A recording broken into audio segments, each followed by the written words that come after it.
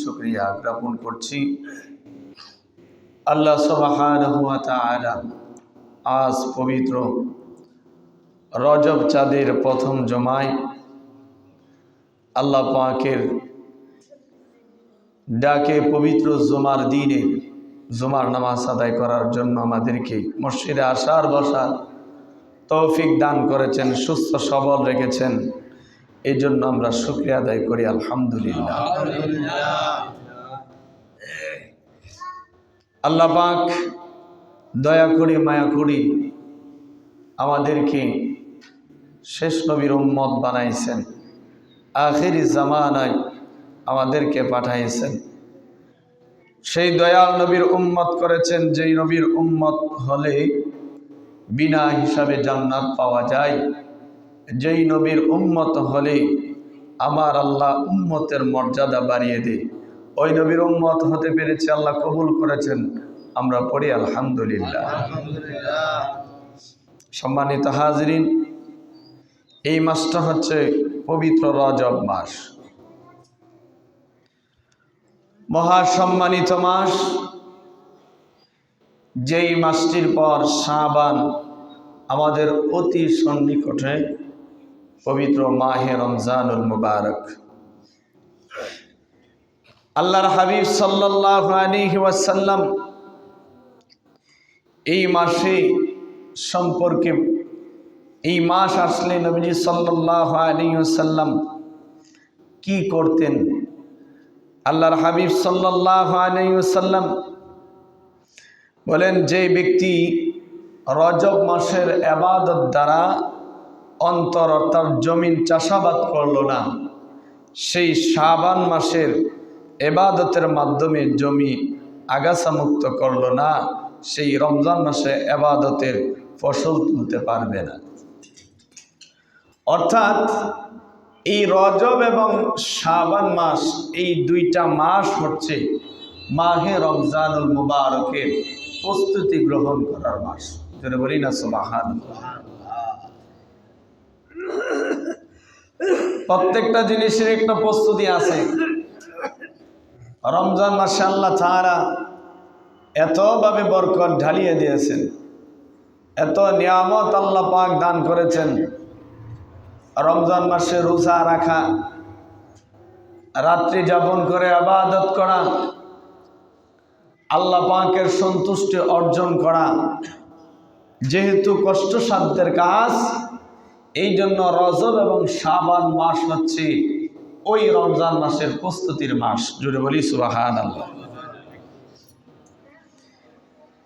আল্লাহর হাবিব সাল্লাল্লাহু আলাইহি ওয়াসাল্লাম এবং আল্লাহ পাক এই মাসটিতে যাবতীয়, এই মাসে রক্তপাত, হানাহানি, ঝগড়া, এগুলো আল্লাহ পাক নিষেধ করেছেন। নবীজি সাল্লাল্লাহু আলাইহি ওয়াসাল্লাম বলেন, আল্লাহ তাআলা আসমান জমিন সৃষ্টি করার দিন থেকেই 12 মাসের বৎসর হয় জিলকদ, জিলহজ, মুহররম এবং এই রজব মাস, শাবান মাস। আল্লাহর হাবিব সাল্লাল্লাহু আলাইহি ওয়াসাল্লাম বলেন, এই মাসটি মুমিনের ইবাদতের মাস। যদি বলি না সুবহানাল্লাহ। বরকত লাভের মাস, কেননা রাসূলুল্লাহ সাল্লাল্লাহু আলাইহি ওয়াসাল্লাম এই মাস যখন আসতেন, নবীজি এই মাসে আরো ইবাদত আরো বাড়াই দিতেন। সুবহানাল্লাহ। অন্যান্য মাসে তো নবীজি করতেনই, কিন্তু রজব মাস যখন আসতেন, মানে ইবাদতের স্পৃহা, ইবাদতের যে বৃদ্ধি, রাসূলুল্লাহ সাল্লাল্লাহু আলাইহি ওয়াসাল্লাম এটা কি করে দিতেন? বাড়াইয়া দিতেন। আর নবীজি পড়তেন, আল্লাহুম্মা বারিক লানা ফি রজব ওয়া শাবান ওয়া বাল্লিগনা রমাদান। জোরে বলি না সুবহানাল্লাহ। হে আল্লাহ, রজব এবং শাবান মাস আমাদের জন্য বরকতময় করুন, রমজান মাস আমাদেরকে নসিব করুন। জোরে বলি না সুবহানাল্লাহ। তাহলে নবীজি সাল্লাল্লাহু আলাইহি ওয়াসাল্লাম এই মাস আসলে বেশি বেশি ইবাদত করতেন, বেশি বেশি রোজা রাখতেন। শুধু তাই নয়, রাসূলুল্লাহ সাল্লাল্লাহু আলাইহি ওয়াসাল্লাম এই মাসে উম্মাহাতুল মুমিনিন বর্ণনা করেন রাসূলুল্লাহ সাল্লাল্লাহু আলাইহি ওয়াসাল্লাম রমজান মাস ছাড়া সবচেয়ে বেশি রোজা পালন করতেন শাবান অর্থাৎ রজব মাসে। যদি বলি না সুবহানাল্লাহ। রমজান মাসের উপরে বেশি রোজা রাখতেন নবীজি। রোজা 12 মাসই রাখা যায়, তবে রমজান মাসের পরে নবীজি রজব এবং শাবান মাসে আমার নবীজি কি করতেন? বেশি বেশি রোজা রাখতেন। প্যারা হাজরিন, তাহলে রাসূলুল্লাহ সাল্লাল্লাহু আলাইহি সাল্লাম এই রজব মাসে বরকত, শাবান মাসের বরকত আল্লাহর দরবারে কামনা করতেন। তাহলে আমাদের সেই মাসে বরকত কামনা করার দরকার আছে না নাই? তাহলে রমজানের নিয়ামত যদি পাইতে চাই, প্রস্তুতি গ্রহণ করতে হবে এই মাস থেকে। আল্লাহ পাক আমাদেরকে এই মাসে প্রস্তুতি গ্রহণ করার তৌফিক দান করুক, আমরা পড়ি আমিন। আজকের খুতবায় আল্লাহ তাআলা পবিত্র কালামুল মাজিদের মধ্যে বলেন, ইন্নামাল মুমিনুনা ইখওয়াতুন ফাআসলিহু বাইনা আখাওয়াইকুম ওয়াত্তাকুল্লাহা লাআল্লাকুম তুরহামুন। আল্লাহ তাআলা পবিত্র কোরআনুল কারীমের মধ্যে বলেন, নিশ্চয় সকল মুমিন পরস্পর পরস্পরের ভাই। জোরে বলি না সুবহানাল্লাহ। এক মুসলমান আরেক মুসলমানের ভাই, এক মুমিন আরেক মুমিনের ভাই। এটা কে বলেছেন? আল্লাহ। তাহলে ইন্নামাল মুমিনুন, মুমিন যেই প্রান্তরে থাকুক না কেন, সেই দেশি হোক কিংবা বিদেশি হোক, সেই ধনী হোক কিংবা গরিব হোক, সেই যদি মুমিন হয়, ইমানদার হয়, মুসলমান হয়, তাহলে এক মুসলমান এক মুমিন আরেক মুমিনের ভাই। এই ঘোষণা কার? আল্লাহ। তাহলে আল্লাহ বলতেছেন মুমিন মুমিনের ভাই। তাহলে মুমিন ছাড়া ভিন্ন কখনো ভাই হতে পারে না। অন্য ধর্মাবলম্বীর সাথে আপনার সম্পর্ক থাকবে, কিন্তু ঈমানি সম্পর্ক তাদের সাথে রাখা যাবে না। ফাআসলিহু বাইনা আখাওয়াইকুম, আল্লাহ তাআলা বলেন তোমরা তোমাদের ভাইদের সাথে পরস্পরের মধ্যে সম্পর্ক স্থাপন করো, একজন আরেকজনের সাথে সুন্দর সম্পর্ক স্থাপন করে দাও। যদি কখনো কারোর সাথে মনোমালিন্য হয়ে যায়, তোমার কাজ হচ্ছে তোমার ভাইয়ের সাথে আরেক ভাইয়ের কি করে দাও? সম্পর্কটা সংযোগ করে দাও। ওয়াত্তাকুল্লাহা লাআল্লাকুম তুরহামুন, আল্লাহ তাআলা বলেন তোমরা আল্লাহকে ভয় করো, তা হইলে তোমরা দয়া প্রাপ্ত হবে। যদি বলি না সুবহানাল্লাহ। তাহলে আয়াত কারিমার মধ্যে আল্লাহ সুবহানাহু ওয়া তাআলা কি বললেন? যে একজন মুমিন আরেক মুমিনের কি ভাই, এক মুসলমান আরেক মুসলমানের ভাই। তোমরা তাদের সাথে অন্যায় আচরণ করিও না, তাদের সাথে তোমরা কি করো? সুন্দর ব্যবহার করো, তাদের সাথে তোমাদের সম্পর্কটা মজবুত করো, স্থাপন করো। আর যদি তোমরা আল্লাহকে ভয় করো আর এই সম্পর্ক যদি তোমরা বজায় রাখো, আল্লাহ তাআলা বলেন আল্লাহ পাকের পক্ষ থেকে তোমাদের জন্য কি হবে? দয়া নাজেল হবে, তোমরা দয়া প্রাপ্ত হবে। যদি বলি না সুবহানাল্লাহ। প্যারা হাজরিন, আল্লাহর নবী সাল্লাল্লাহু আলাইহি ওয়াসাল্লাম কি বলেন? আল্লাহর নবী সাল্লাল্লাহু আলাইহি ওয়াসাল্লাম বলেন, ফাইন্নান নাবিয়্য সাল্লাল্লাহু আলাইহি ওয়াসাল্লাম আল মুসলিমু আকুল মুসলিমি লা ইয়াযলিমুহু ওয়া লা ইউসলিমুহু। রাসূলুল্লাহ সাল্লাল্লাহু আলাইহি ওয়াসাল্লাম বলেন, এক মুসলমান আরেক মুসলমানের ভাই, লা ইয়াযলিমুহু ওয়া লা ইউসলিমুহু, সে তার প্রতি জুলুম করিবে না এবং তাহাকে শত্রুর নিকট সমর্পণ করবে না। ওয়ামান কানা ফি হাজাতি আখিহি কানা আল্লাহু ফি হাজাতিহি। আল্লাহর হাবিব সাল্লাল্লাহু আলাইহি ওয়াসাল্লাম বলেন, যে মুসলিম অপর ভাইয়ের বিপদ দূর করার চেষ্টা করবে, আল্লাহ তাআলা তার বিপদ দূর করিয়া দিবে। সুবহানাল্লাহ।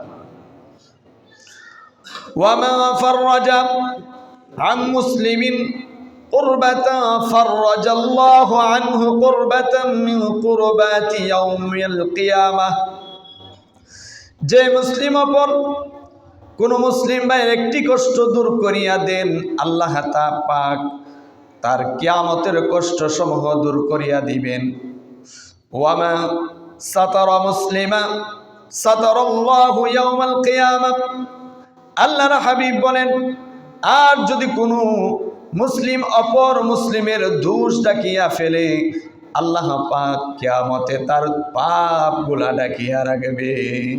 সুবহানাল্লাহ। এখন তো মুসলমানের সাথে সম্পর্ক নাই। মুসলমান এখন বিজাতিদের সাথে সম্পর্ক। মুসলমান কাদের সাথে সম্পর্ক? বিজাতিদের সম্পর্ক। অর্থের লোভে, ক্ষমতার লোভে মুসলমান, আল্লাহ বলেন মুমিন মুমিনের ভাই, আর তারা মুসলমান হয়ে বিজাতিদেরকে ভাই বানায়। মনে রাখবেন, বিজাতি কখনো মুসলমানের ভাই হবে না। আপনি যতই তাদের সাথে মধুর সম্পর্ক করেন, আপনি যতই তাদেরকে ভাই ভাই বলে ডাকেন, তারা কখনো আপনার ভাই হবে না। বুঝতে পারছেন? এটা আপনি তার পিছনে স্বার্থবিক করতে পারবেন, তাকে আপনি সম্মানিত করতে পারবেন, কিন্তু সে অন্তর থেকে কখনো আপনার ভাই হবে না। কারণ আল্লাহ বলেছেন মুমিন মুমিনের ভাই। রাসূলুল্লাহ বলেছেন এক মুসলমান আর এক মুসলমানের ভাই। তাহলে এই হাদিস মুবারাকার মধ্যে আল্লাহর নবী কি বললেন? আপনি যদি কোনো একজন মুসলমানের, আপনি মুসলমান হয়ে অন্য মুসলমানের উপর কি করবেন না? জুলুম করবেন না। আপনি তাকে কখনো শত্রুর নিকট সমর্পণ করবেন না। আপনার মুসলমান ভাই বিপদে পড়ে আছে, শত্রুর কাছে আপনি চায়া চায়া তামাশা দেখলেন, এটা মুসলমানের কর্ম হতে পারে না। আপনি তাকে কিভাবে উদ্ধার করা যায় চেষ্টা করবেন। করলে কি? আল্লাহর হাবিব বলেন, এক মুসলমান যদি আরেক মুসলমানের বিপদ দূর করার চেষ্টা করে, আল্লাহ পাক তার বিপদ দূর করিয়া দেন। সুবহানাল্লাহ। রাসূলুল্লাহ বলেছেন, এক মুসলমান আরেক মুসলমানের কষ্ট দূর করলে আল্লাহ তাআলা কিয়ামতের দিন তার কষ্টকে দূর করে দিবেন। আর যদি একজনের পাপ, যদি আপনি জানেন সে একটা ভুল করে ফেলছে, আপনি সেই ভুলটা আপনার মধ্যে রেখে দিলেন। হ্যাঁ, কোন ভুল? যেই ভুলটা তার ব্যক্তিগত ভুল, একটা অন্যায় সে করে ফেলছে। আবার এমন অন্যায় ডাকবেন না যে অন্যায় ডাকলে সমাজ নষ্ট হয়ে যাবে। বুঝতে পারছেন? ধরেন একজন জানা করে, সে শুধু করতে আছে না? আর আপনি এই পাপ কি ডাকে রাখা সম্ভব না? এটা ডাকলে আরো সমাজের ক্ষতি কিনা বলেন? আপনি, সে একটা গুনাহ করে ফেলছে, একটা পাপ করে ফেলছে, সতর্ক বার্তা, সে যদি শুধরায় যায়, এটা আপনি ডাইকা রাখলেন। এটা সমাজে প্রকাশ করলে সে লজ্জিত হবে, অপমান অপদস্থ হবে। তার পাপটা, তার অন্যায়টা আপনি ডাইকা রাখছেন। এইরকম পাপ যদি হয়, সে যদি তওবা করে, সেই যদি এই পাপের সাথে সংযুক্ত না হয়, এমন পাপ যদি, এমন অন্যায় যদি আপনি ডাইকা রাখেন, কিয়ামতের ময়দানে আল্লাহ তাআলা আপনার পাপ সমূহ ডাইকা রাখবেন। যদি বলি না সুবহানাল্লাহ। শুধু তাই না, নবীজি সাল্লাল্লাহু আলাইহি ওয়াসাল্লাম বলেন, ওয়াল্লাযী নাফসি বিয়াদিহি লা ইউমিনু আবদুন হাত্তা ইউহিব্বা লিআখিহি মা ইউহিব্বু লিনাফসি। আল্লাহ তাআলা হাবিব সাল্লাল্লাহু আলাইহি ওয়াসাল্লাম বলেন, আমি আল্লাহর কসম করিয়া বলিতেছি, কোন ব্যক্তি নিজের জন্য যা পছন্দ করে, তাহা অপর ভাইয়ের জন্য যতক্ষণ পছন্দ করিবে, ততক্ষণ পর্যন্ত সে পূর্ণ মুমিন হতে পারিবে না। আপনি একজনকে একটা কিছু দিবেন, সেটা আপনি নিজেও পছন্দ করেন না, আছে না নাই? অনেক সময় দেখবেন আমি দামি দামি পোশাক পরিধান করি, আমি দামি দামি খাবার খাই, কিন্তু একজনকে যদি দিতে যাই এমন একটা জিনিস পছন্দ করি, এমন একটা খাবার চয়েস করি যেটা ব্যক্তিগতভাবে আমিও কি করি না, পছন্দ করি না, বা আমি এটা খাই না। আমরা অনেক সময় কি করি, যেটা আমি খাই না এটা আরেকজনকে দিয়ে দিই, আছে না নাই? নবীজি বলেন তুমি তোমার জন্য যেটা পছন্দ করবে, তোমার অপর ভাইয়ের জন্য সেটা তুমি পছন্দ করবে। তুমি যদি সেটা পছন্দ যদি না করতে পারো, তাহলে তুমি প্রকৃতপক্ষে মুমিন হতে পারিবে না। আল্লাহর নবী সাল্লাল্লাহু আলাইহি সাল্লাম আর কি বলেন?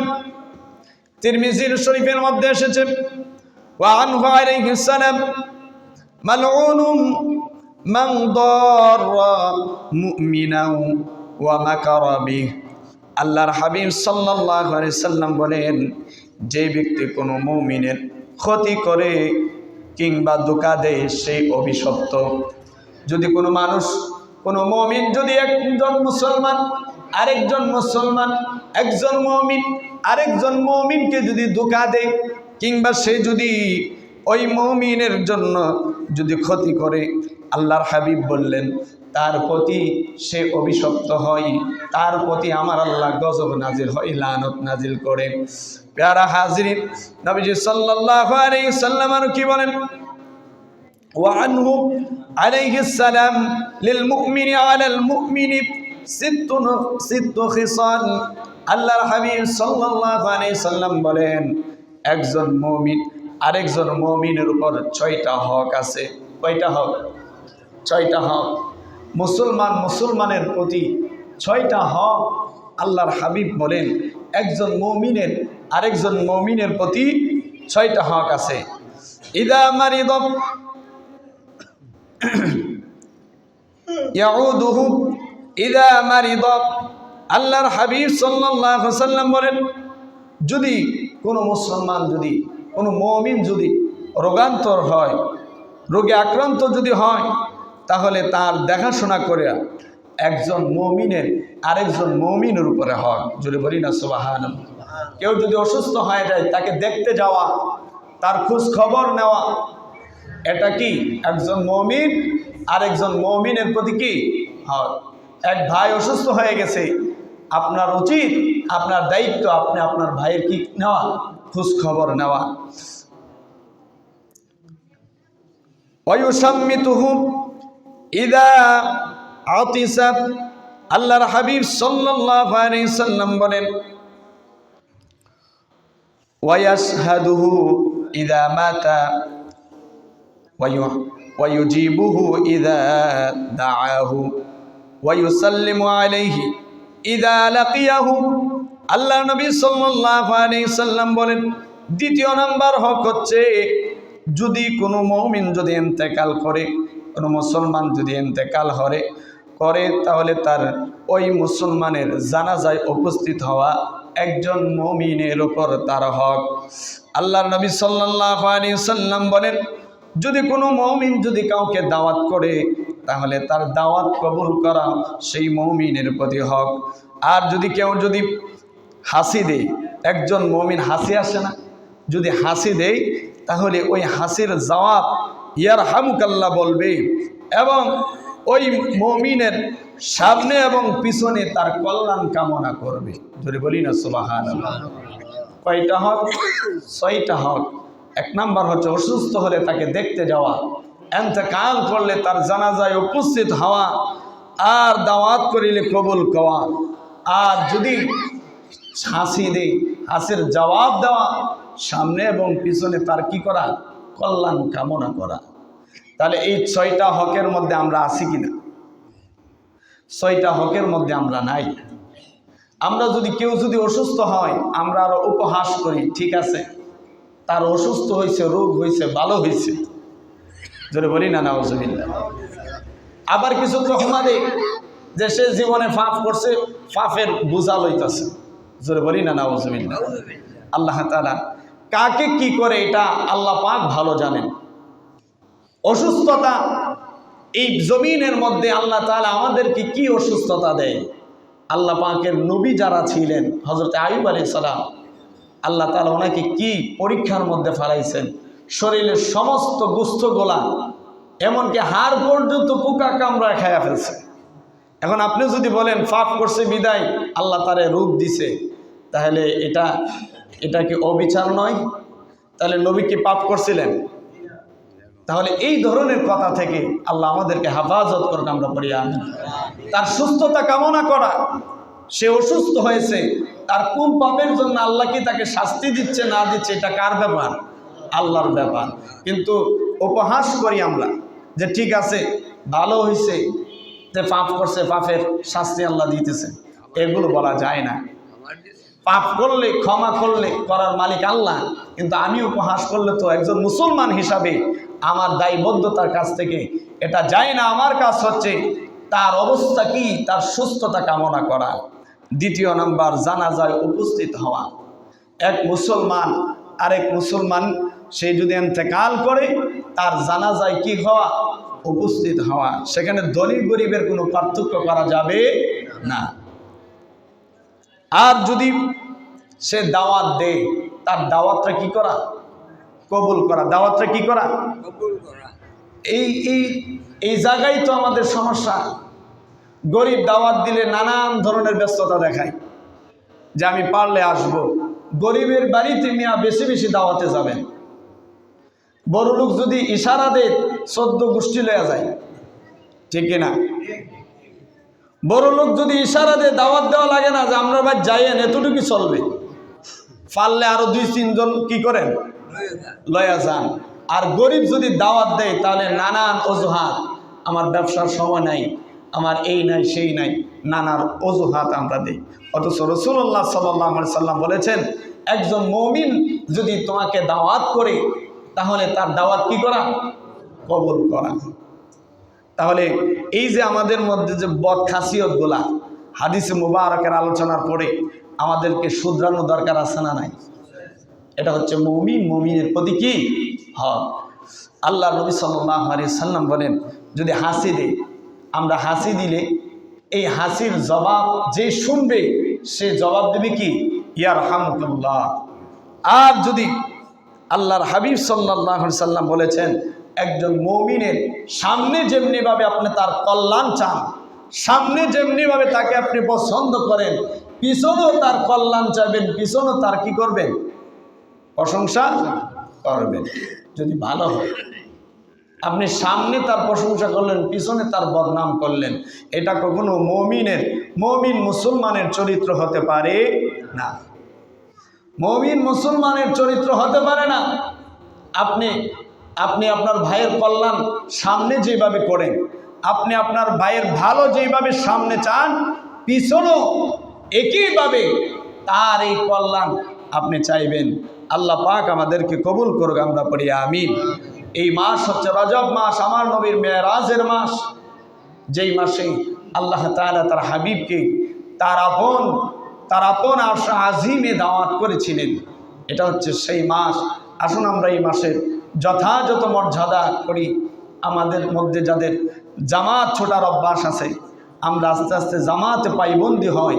কেননা এই মাস হচ্ছে রমজান মাসের প্রস্তুতির মাস। শাবান মাস হচ্ছে রমজান মাসের প্রস্তুতি মাস। আমরা রমজানে 30টা রোজা রাখবো, 5 ওয়াক্ত নামাজ জামাতে পড়ব, রাতে 20 রাকাত নামাজ পড়ব। এই অঙ্গীকার নিয়ে এখন থেকে আমরা ইবাদতে মশগুল হই। আল্লাহ তাআলা আমাদেরকে ইবাদতের মধ্যে মনোযোগ বাড়ায়া দেয়, ইবাদত করার তৌফিক দান করুক, আমরা পড়ি আমিন। যারা